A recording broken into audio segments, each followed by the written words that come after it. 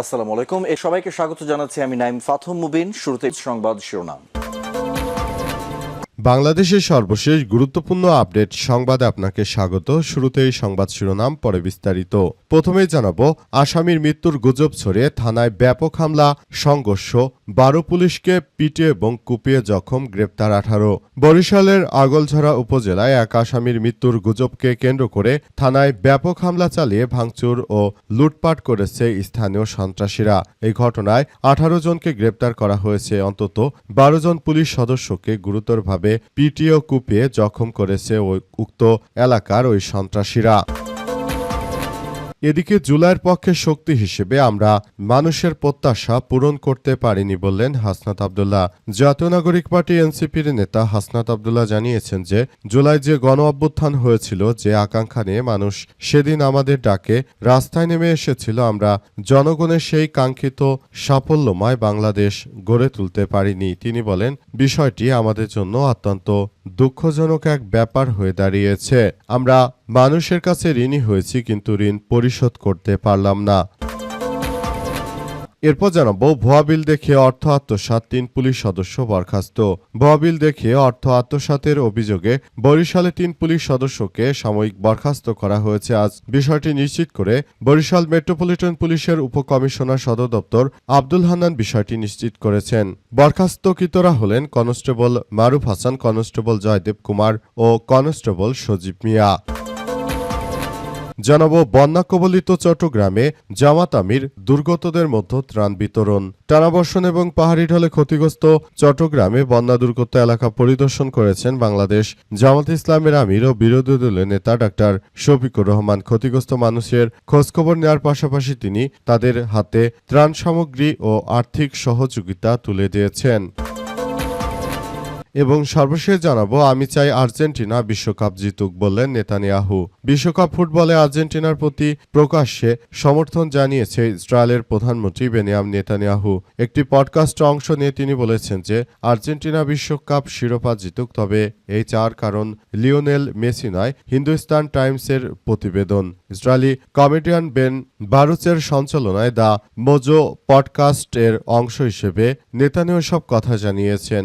Video পডকাস্টটির একটি clip সামাজিক যোগাযোগ মাধ্যমে ছড়িয়ে পড়েতে নেতানিয়াহুকে বলতে শোনা যায়, আর্জেন্টিনার প্রতি সমর্থন থাকার কারণে লিওনেল মেসি নয়, বরং দেশটির প্রেসিডেন্ট হাবিয়ের মিলেই তার উপর সমর্থন জানিয়ে আমরা বলতে চাই এই বিশ্বকাপ আর্জেন্টিনায় পাক। প্রিয় দর্শক, এতক্ষণ শুনছিলেন সংবাদ শিরোনাম, এবারে বিস্তারিত। তবে তার আগে বন্ধুরা, অনুরোধ থাকবে এই সংবাদটিতে একটি লাইক দিন। এই চ্যানেলে আপনি নতুন হয়ে থাকলে আমাদের সংবাদটি দেখতে দেখতে চ্যানেলটি সাবস্ক্রাইব করে রাখুন। কমেন্ট করে বন্ধুরা আপনার মূল্যবান মতামত জানিয়ে দিন আপনি বিশ্বের কোন দেশ থেকে বা বাংলাদেশের কোন স্থান থেকে আমাদের সংবাদটি দেখছেন এবং শুনছেন। আর বন্ধুরা, সংবাদটি আপনার সোশ্যাল মিডিয়া ফেসবুকে শেয়ার করে বন্ধুদেরও দেখার সুযোগ করে দিন। গাজা যুদ্ধে আপনি যদি নিরীহ ফিলিস্তিনিদের ভালোবেসে থাকেন বন্ধুরা, কমেন্টে ইয়েস লিখে পুরো বিশ্ববাসীদের এই তাজা আপডেটটি দেখার সুযোগ করে দিন। এবারে বিস্তারিত। ভুয়া বিল দেখিয়ে অর্থ আত্মসাৎ, 3 পুলিশ সদস্য বরখাস্ত। ভুয়া বিল দেখিয়ে অর্থ আত্মসাতের অভিযোগে বরিশালে 3 পুলিশ সদস্যকে বরখাস্ত করা হয়েছে। দুপুরে বিষয়টি নিশ্চিত করেছেন বরিশাল মেট্রোপলিটন পুলিশের উপকমিশনার সদর দপ্তর আব্দুল হান্নান। বরখাস্তকৃতরা হলেন কনস্টেবল মারুফ হাসান, কনস্টেবল জয়দেব কুমার মজুমদার, কনস্টেবল সজীব মিয়া। এ সংক্রান্ত একটি অফিস আদেশে উল্লেখ করা হয়েছে, ভুয়া বিল তৈরি করে 18,60,984 টাকা ওই 3 কনস্টেবল আত্মসাৎ করেছে। এই 3 জন মেট্রোপলিটন পুলিশের হিসাব শাখায় কর্মরত ছিলেন। অন্য এক কর্মকর্তা আইডি ব্যবহার করে আত্মসাৎ করার অভিযোগে তাদের বিরুদ্ধে যথাযথ আইনগত ব্যবস্থা গ্রহণ করা হচ্ছে। তারা যাতে করে কোনো ধরনের 2 নাম্বারি করতে না পারে সেই বিষয়গুলোকে খুবই গুরুত্ব সহকারে দেখভাল করতে হচ্ছে। যাতে করে এই ধরনের কার্যক্রম শেয়ার করতে না পারে সেজন্য ইতিমধ্যে যথাযথভাবে ব্যবস্থা গ্রহণ করা হচ্ছে, এমন তথ্যই শোনা গেছে। এবং এ ব্যাপার নিয়ে ইতিমধ্যে পুলিশ সদস্যদের দুর্গতদের মধ্যে এক ধরনের মনোমালিন্য সৃষ্টির মধ্য দিয়ে এগিয়ে যাচ্ছে এবং পুলিশ সদস্যরা তারা মূলত সবকিছু খুব সুন্দরভাবে গড়ে তুলছে। ঘটনা থেকে একটি বিষয় প্রমাণিত হয় যে আসলে যে কোনো ধরনের সমস্যাগুলোকে সবাই মিলে একসঙ্গে মোকাবেলা করা অত্যন্ত গুরুত্বপূর্ণ একটি বিষয় হিসেবে দাঁড়িয়েছে। সবাইকে যার যার জায়গা থেকে তারপর পুরো পরিস্থিতি খুব সুন্দরভাবে তারপর কার্যক্রম চালিয়ে যাওয়ার জন্য বলা হয়েছে। বন্যা কবলিত চট্টগ্রামে জামাতের আমির দুর্গতদের মধ্যে ত্রাণ বিতরণ। টানাবর্ষণ পাহাড়ি ঢলে ক্ষতিগ্রস্ত চট্টগ্রামে বন্যা দুর্গতদের পাশে দাঁড়িয়েছেন বাংলাদেশ জামাত ইসলামের আমির ডক্টর শফিকুর রহমান। তিনি বন্যা দুর্গতদের পাশে দাঁড়ানোর পাশাপাশি তিনি জানিয়েছেন যে এই বন্যা দুর্গতরা তারা মূলত এমনভাবে বিষয়গুলো দেখভাল করছে এবং তাদের কারণেই মূলত আজকে সবাই মিলে আমরা এসব বিষয়গুলো নিয়ে খুব গুরুত্বের সঙ্গে কার্যক্রম চালানোর সিদ্ধান্ত গ্রহণ করেছি বলে জানান তিনি আরও জানান বিষয়গুলোকে খুব গুরুত্ব সহকারে দেখভাল করতে হবে বলে উল্লেখ করা হয়েছে। আরও তিনি উল্লেখ করেছেন সবাইকে বলতে চাই সুন্দরভাবে একটি সমৃদ্ধির একটি আধুনিক রাষ্ট্র কাঠামো আমরা গড়ে তুলব, কিন্তু শেষ পর্যন্ত বিষয়গুলো বাংলাদেশ জামাত ইসলামী দেশের জনতার পাশে দাঁড়ায় এবং তারা অনেক সময় বিপদ আপদ সবকিছু থেকে বাংলাদেশটাকে সুন্দরভাবে একটি সুন্দর পজিশনে নিয়ে যায়। এমন বিষয়গুলো আসলে সবাই খুব গুরুত্ব সহকারে দেখভাল করার মধ্য দিয়ে যাচ্ছে। তাই সবকিছু সবাইকে নিয়ে একটি সুন্দর ও সমৃদ্ধি রাষ্ট্র কাঠামো গড়ে তোলার ব্যাপারটি নিয়ে জামাতের আমির তিনি খুব গুরুত্ব সহকারে কার্যক্রম চালানোর ব্যাপারগুলো সামনে নিয়ে এসেছেন। আসামির মৃত্যুর গুজব ছড়িয়ে থানায় হামলা সংঘর্ষ, গ্রেপ্তার 18। বরিশালের আগলছাড়া উপজেলায় এক আসামির মৃত্যুর গুজবকে কেন্দ্র করে থানায় হামলা ভাঙচুর ও পুলিশের সঙ্গে সংঘর্ষের ঘটনায় 18 জনকে গ্রেপ্তার করেছে পুলিশ আজ 10 জুলাই। এই তথ্যের সত্যতা নিশ্চিত করেছে আগলছড়া থানার officers in charge OC Mohammad Masud Khan. হামলার পর থেকে থানায় অতিরিক্ত পুলিশ মোতায়েন আছে বলে জানিয়েছে ওসি। তিনি জানান গতকাল রাতভর অভিযান চালিয়ে হামলায় জড়িত 18 জনকে গ্রেপ্তার করা হয়েছে, আরও কয়েকজনকে আটকের চেষ্টা চলছে। ঘটনায় জড়িত সবার বিরুদ্ধে আইনগত ব্যবস্থা গ্রহণ করা হবে। পুলিশের সূত্র থেকে জানা গেছে যে বুধবার সন্ধ্যায় নিয়মিত অভিযানে একাধিক মামলার আসামি রিয়াজ ফকিরকে একটি চুরির মামলায় গ্রেপ্তার করা হয়। থানার হাজতে থাকা অবস্থায় তিনি নিজের মাথায় আঘাত করে অসুস্থ হয়ে পড়েন বলে পুলিশের দাবি। পুলিশের সূত্র থেকে জানা গেছে যে পরে রাত 11টার দিকে তাকে হাসপাতালে ভর্তি করা হয়েছে।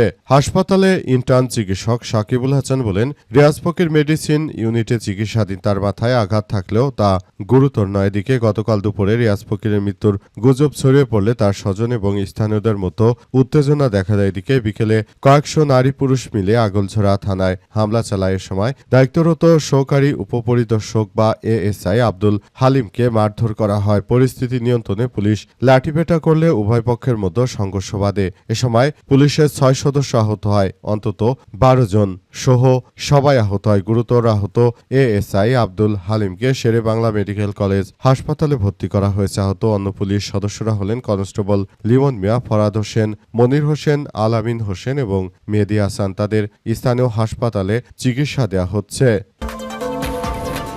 জুলাইয়ের পক্ষের শক্তি হিসেবে আমরা মানুষের প্রত্যাশা পূরণ করতে পারিনি বললেন হাসনাত আব্দুল্লাহ। জাতীয় নাগরিক পার্টি এনসিপির নেতা হাসনাত আব্দুল্লাহ জানিয়েছেন যে জনগণ আমাদের উপর যে প্রত্যাশা নিয়ে জুলাইয়ে মাঠে নেমেছিল, প্রকৃতপক্ষে আমরা জনগণের কোনো প্রত্যাশাই পূরণ করতে পারিনি। তিনি বলেন, আমরা যে প্রত্যাশা পূরণ করতাম সেই প্রত্যাশা পূরণে আমাদেরকে একটি রাজনৈতিক দল বা বিএনপি বাধা দিয়েছে। তিনি আরও জানিয়েছেন যে এই রাজনৈতিক দলটি শুরু থেকে জনগণের সঙ্গে শুধু প্রতারণা করে যাচ্ছে। তাদের প্রতারণার কারণে দেশবাসী সবাই তাদের কাছে অতিষ্ঠ হয়ে পড়েছে।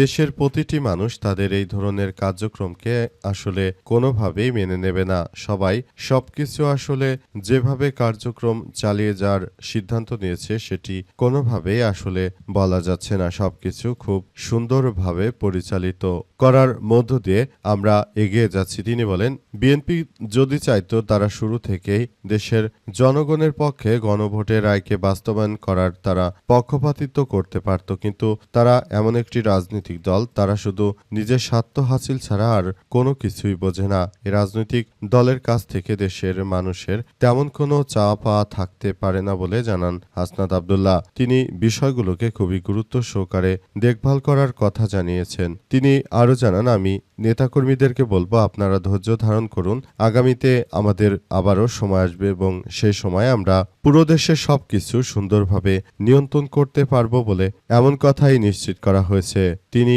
আরও বিষয়গুলো নিয়ে খুবই গুরুত্ব সহকারে কার্যক্রম চালানোর কথা জানিয়েছেন।